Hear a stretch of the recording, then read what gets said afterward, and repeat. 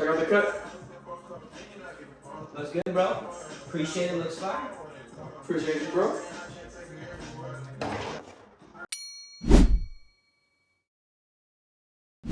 You guys heard it right there. He was feeling himself after this cut. I think he turned out really good. This is how he came in. He didn't want anything too much off the top. He just wanted to taper it up, and then the sides kind of flowing from the top to the back. So I recommended that he get a blowout taper, and he was like, oh, like the people get on TikTok and Instagram. I was like, yeah, it's kind of going big right now. It's trending right now. So we went ahead and got him done with that. He said he wants to look like one of them TikTok e-boys. So by the end of this video, if you stick to the end, let me know how I did. We'll see if he's TikTok verified. But to start off the cut, I'm just sectioning the hair. I combed it out, laying it where it wants to lay, just keeping it super natural. When you're combing out the hair, you just want to push it to where it's naturally going to lay. You don't want to fight any of the hair. And then I'm sectioning it out into a horseshoe section at the top. I just want to put the top away and have that out of the way so I can cut down the sides.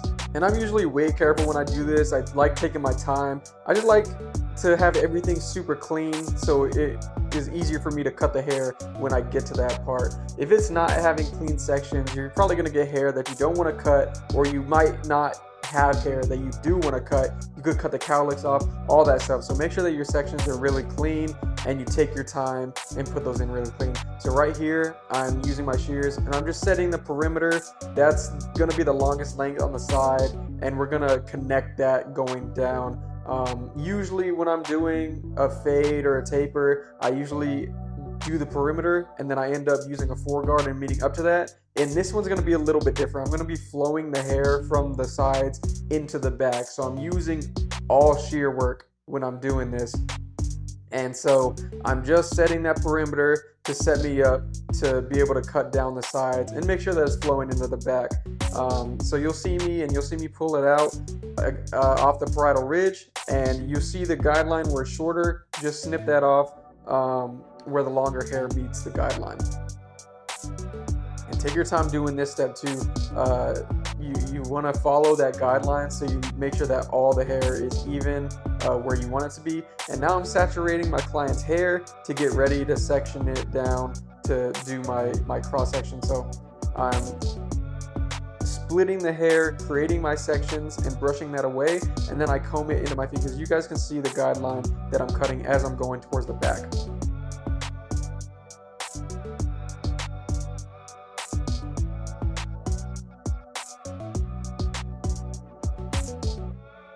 And as I go further towards the back, I'm just picking up new sections of hair. I'm not really creating like a traveling guideline from the previous one. My guideline is the perimeter that I set in. So I'm pulling out to that perimeter and I'm kind of tapering it down as I go towards the back, because I don't want to leave length longer at the bottom than the top. I want it to be pretty much even so it all flows in together, and it creates a seamless kind of blend that way. This isn't like a mullet where you're gonna have to leave the bottom longer than towards the parietal ridge. So we're just making sure that everything is even and we're following our guideline all the way down. And you'll see that I'm kind of rounding or going diagonal in the back of the head. I'm doing that because it's gonna blend into kind of like a point where the hair is gonna meet together. So I'm crossing from my left to my right, and then I'll do the right side crossing from right to left. So I'm just creating balance in the back.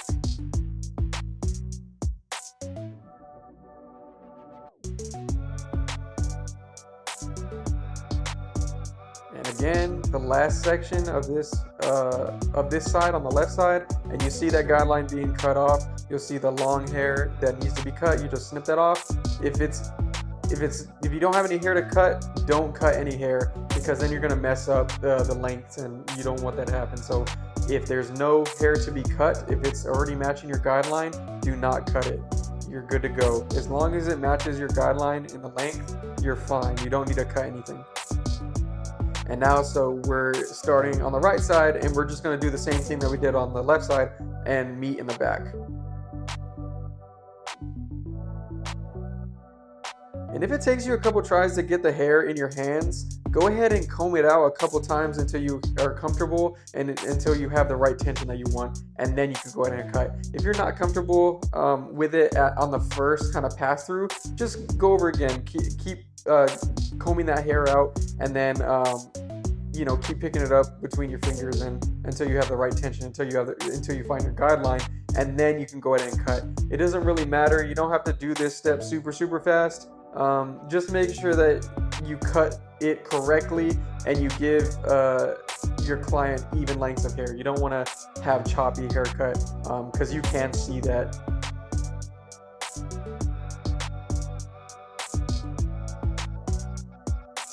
And again, step by step, I'm just meeting my guideline. I'm taking my guideline in my fingers and I'm chopping a little bit of hair off. And then I go down in that section and I find my guideline again, and then I chop a little bit of hair off. And just taking your time, man. And now that we finished all the work, we're brushing it back into place and we're making sure that it flows nicely into the back. And then it's time to start our taper. So I'm taking my trimmer and I'm setting in my initial guideline, and I'm just gonna bald all the hair out underneath. Right here, I take my number 4 guard, just trying to clear out bulk, so when I go in with my trimmer, I can see what I'm doing. It was a bit too much bulk in the back to be able to see me where I can put in my guidelines. So I'm just, you know, taking out the bulk, allowing me to see where I can put in my trimmer bald line super accurately. I didn't really have to do that on the side because the side isn't as dense or as thick. The back is super dense and thick, so I didn't want to have to put that in and then try to chase the line and figure out where I put it in. So it was just easier for me to debulk. But now I set in that guideline and I bald it out, and then I come back in with my shaver, just making sure that it's extra bald, just adding another level of gradients to this blend. And you don't want to bring it all the way up to your guideline because then it's going to get really hard to take that out. So kind of flick out as you're going to the top of that guideline. And now I have my clipper no guard open, and I'm just going up about an inch, setting in another guideline, and then I'm going to blend those out.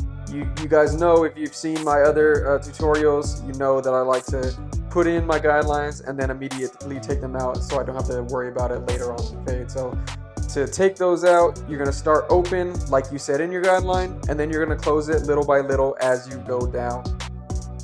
And you should see this line start to disappear at the bottom. Listen to your clippers. You'll be able to hear the hair being cut. If you don't hear anything, that means it's safe to go down and close your lever. I like starting towards the top because it keeps me honest. It keeps my fade from going too high. It keeps me from blending all the way up into the top of the guideline and then leaving that guideline just one length. So I start how I put it in. I start open and then I close it little by little, watching that line get erased. It's just the easiest way for me to be able to see that guideline get blended out. But if it doesn't work for you, try blending from the bottom to the top. You know, it's all about fine-tuning your process and finding something that works for you. This is just what works for me. I've been doing it this way for the longest time. I always do the same steps just so I have that repetition, I have that concrete process that is, I'm never gonna mess up on it because I know what I'm doing, where I'm doing it. And now I take my half guard and I'm going up another inch, flicking out towards the top. I don't want to create a super harsh guideline, so it's harder for me to take out. So I go in with it open, and then same thing. I'm closing my lever little by little, just watching that guideline disappear. And when you're blending like this, so when you're putting in your guideline, you kind of want to use the full blade and get all the hair down to that half guard length, or any length for that matter. Whatever you're using for your guideline, make sure that it's all that one length. And then when you're blending out, you're using a lot of corners. You use corners to blend, and then you use the full blade to debulk. That's kind of the basic hair cutting process. So you put in your guideline about an inch, and then you blend it out using your corners. You're not really using the full blade because you don't want to set another guideline and push that guideline up, and then you have to chase that, and you end up bringing your fade all the way up to parietal ridge, which isn't what you want. So set in your guideline and then take it out.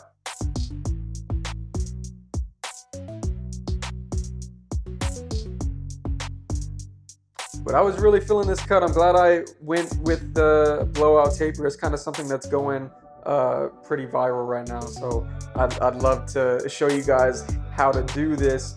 So I was really excited for it. But now I'm taking my 1.5 guard and same thing. I'm going up about 1 inch, lever open, and then I'm going to close it little by little as I go down that guideline. Really in this step, like more important than the half guard, I'm really flicking out towards the top so I can start blending into that bulk already, making it easier for me to come back with my later steps and get that all blended out. You really don't want to be setting in harsh guidelines at this point. You really just want to start blending into that top bulk so it's easier for you, and you don't have to really focus on getting that blended out later on in the fade. And the nice thing about the half guard and the 1.5 guard is that they pretty much blend seamlessly into each other. Maybe sometimes if you're not flicking out enough with the half guard, you might have to go back in after your 1.5 guard step because there might be a little bit of dark spots that you need to take out. But other than that, if you do it right, the half guard should blend in directly into the 1.5 guard. And that's how you can kind of delete some of your steps. You can fade a bit faster that way because you're not having to use as many guards. But by all means, if you have to use every single guard to get out this blend, do it. You don't want to give them a bad fade where you can see all the lines and you see dark spots. So if you have to go step by step using every single guard, do it. As long as the outcome, you're happy with it and your customer's happy with it. At the end of the day, that's all that matters. So take your steps if you need to. And now the blend is pretty much done. Right here, I'm just defining that blend. So I'm using shear over comb. It's just giving you a little bit more precise, a little bit more control as you're blending out that bulk area in between the parietal ridge perimeter and your taper that you just did. You can kind of fine tune it this way. If you were using guards, sometimes it doesn't get every single hair that you want. So this is just a little bit more accurate, a little bit more, control. You have a little bit more control over what you're doing. So I'm just doing this just to make the blend as seamless as possible. And after that, I liked how the blend was looking. So I go ahead and I take my thinning shear, and the same thing, I'm doing thinning shear over comb, but I'm not really defining the blend. I'm really taking out the bulk without sacrificing the darkness. I want to keep the darkness around the parietal ridge so the hair has something to blend into and it looks dark over contrasting that blend that we did on the taper. So thinning shear over comb is the best way to keep the darkness while also thinning out and softening the bulk.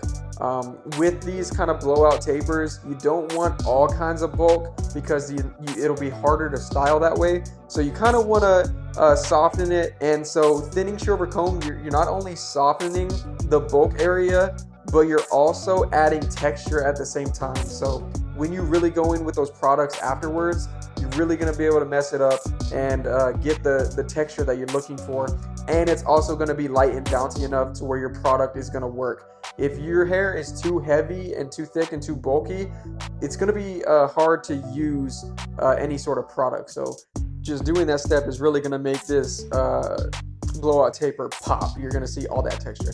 And right here, I'm using clipper over comb because I don't know about you guys, I don't really like a harsh clip in the back. I know a bunch of people, when they're doing these blowout tapers, they go with a clean blend on the taper, and then it's just a bunch of bulk right above that. I don't really like that much bulk. It just looks like it's disconnected. It doesn't look like it belongs. So I'm using clipper over comb just to kind of blend in that bulk into the taper. I just think it looks better that way. You're still gonna get that kind of flared out look, that blowout look, but it's not gonna be as drastic. It's not gonna be straight blend and then a bunch of hair bulk. And now I'm saturating my client's hair, getting ready to do some shear work. So right here, I'm sectioning in a triangle section so I can keep a majority of the length up top. That's what he asked for. He wanted a lot of length up top. He didn't really want to cut that much off. So we're doing triangle sections going to his point of recession.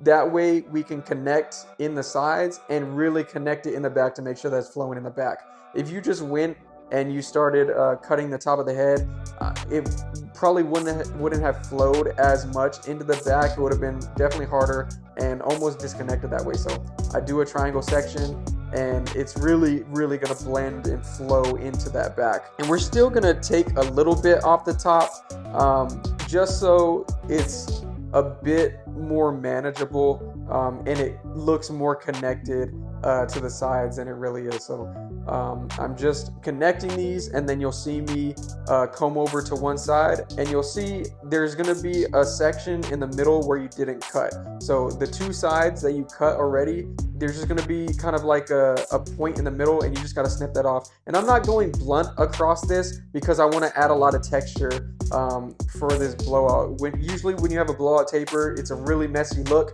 and you want as much texture as possible. So you'll see me going in point cutting, adding texture, and just really getting that hair cut down. So it'll still cut down the hair, but it'll add texture because you're leaving uneven lengths, but it's really precise uneven lengths. It's not like you're just chopping the hair and making it all uneven, because then the haircut's not gonna look right. You wanna make sure that you're accurate and doing it precisely. And now the haircut's all looking dried and in place, and now I'm just gonna prep my line. So I'm taking my 1.5 guard with it open, and I'm just going across that line so I can knock off any hairs that are going over the line. If it's too bulky, it's gonna be hard to put in that line, so I just did that to knock down the hairs. And now I'm setting in my line with my trimmers, keeping it as natural as possible. It's still gonna look dark, it's still gonna look sharp. If you do it this way, don't push into your client's hair, because then it's not gonna look right when it starts to grow back. It's gonna look really bad, and then they're gonna be wondering what you did to their hairline. So you don't want that happening. Make sure you keep it as natural as possible. Comb it out past the line, and then you're just cutting off every hair that's sticking over that, basically. And I can't stress this enough, let the trimmer do the work. You don't need to push into the skin, because then you will end up cutting them or irritating their skin, and it's really gonna show. People are gonna notice those red lines, and that's just bad for your marketing. That's bad for your advertisement. People are gonna be asking him who he got his haircut from, and he's gonna say you, and if there's lines all over that, people are not gonna wanna come sit in your chair. So make sure that you're letting the trimmer do the work. It's still gonna get a sharp line, and that's honestly one of the most important things, in my opinion, is getting that sharp line. You'll see a bunch of haircuts, and the fade and the taper can look good, but if the lineup isn't sharp, it just doesn't look finished. It doesn't look complete. So have the good blurry taper, have the good blurry fade, and have a nice crisp line, and I promise you people are gonna wanna come sit in your chair.